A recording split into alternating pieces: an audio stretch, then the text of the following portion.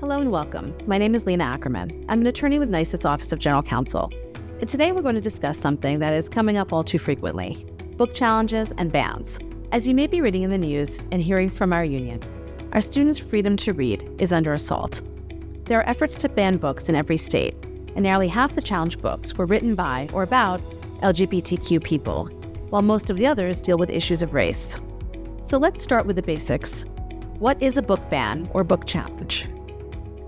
School book bans occur where students' access to books in school libraries and classrooms is restricted or diminished for either limited or indefinite periods of time. Any discussion of censorship in the classroom starts with the landmark 1982 U.S. Supreme Court decision in Board of Education of Island Trees versus Pico.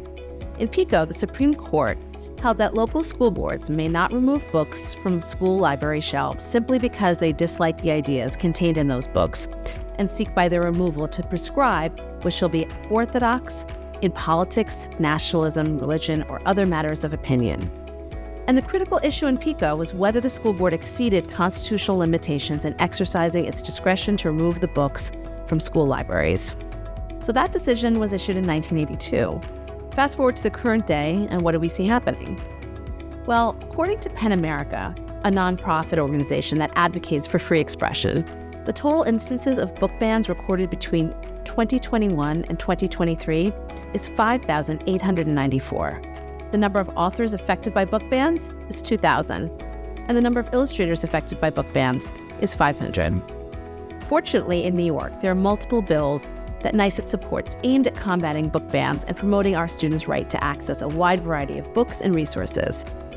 For example, NYSET is currently supporting and actively advocating for the passage of the Freedom to Read Act, which would require the Commissioner of Education and school library systems to develop policies to ensure that school libraries and library staff are empowered to curate and develop collections that provide students with access to the wide array of developmentally appropriate materials available to school districts.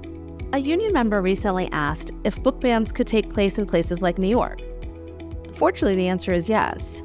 In fact, earlier this year, one of our locals was involved in litigation that our office brought to address the banning of 5 books in upstate New York. The content and themes of the books concerned race, feminism, and LGBTQ identity. How did this come about?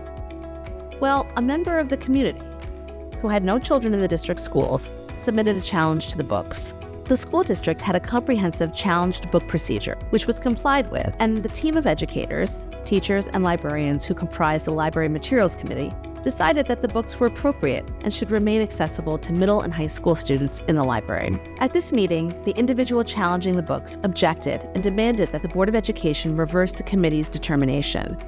Our office, NYSET's Office of General Counsel, got involved and filed an appeal with the Commissioner of Education.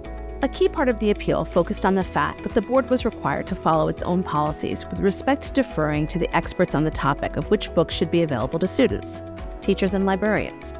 But the board also had to comply with case law and relevant guidance. We argued that banning the books violated the academic freedom of our teachers and librarians, but also that the board's actions also violated the students' First Amendment rights to intellectual freedom. The First Amendment protects the right to receive information and ideas in a public school library. This right is violated when a school district or school board removes or restricts access to library books in a narrowly partisan or political manner, and for the purpose of denying students access to ideas with which the school district or school board disagrees. This is exactly what happened in our case. Freedom of speech and press includes not only the right to utter or to print, but the right to receive, the right to read, and the freedom of inquiry and the freedom of thought. After all, the library is the principal place in our society where people of all ages can go to explore and find almost every idea imaginable to exercise these rights. The First Amendment protects the library collections as the primary source of what is received and can be read, the repository of the knowledge and ideas that sustain inquiry and thought. Importantly, on August 9th, 2023, the same day as the board meeting I just mentioned, the New York State Commissioner of Education and the New York State Attorney General issued joint diversity, equity, and inclusion guidance on this very topic.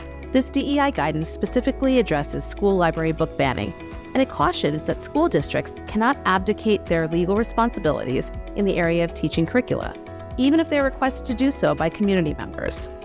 According to the Attorney General, school districts cannot respond to local electorates or stakeholders by banning curricular materials that accurately portray and critically analyze topics related to protected classes, such as race, national origin, gender, including gender identity and expression, or sexual orientation. Ultimately, the Commissioner of Education ruled that the books were not obscene, and that the Board of Education, relying on and adopting the Library Material Committee's conclusion, was well-reasoned. It was not arbitrary or capricious, and the Commissioner of Education ordered the books to be placed back on the shelves.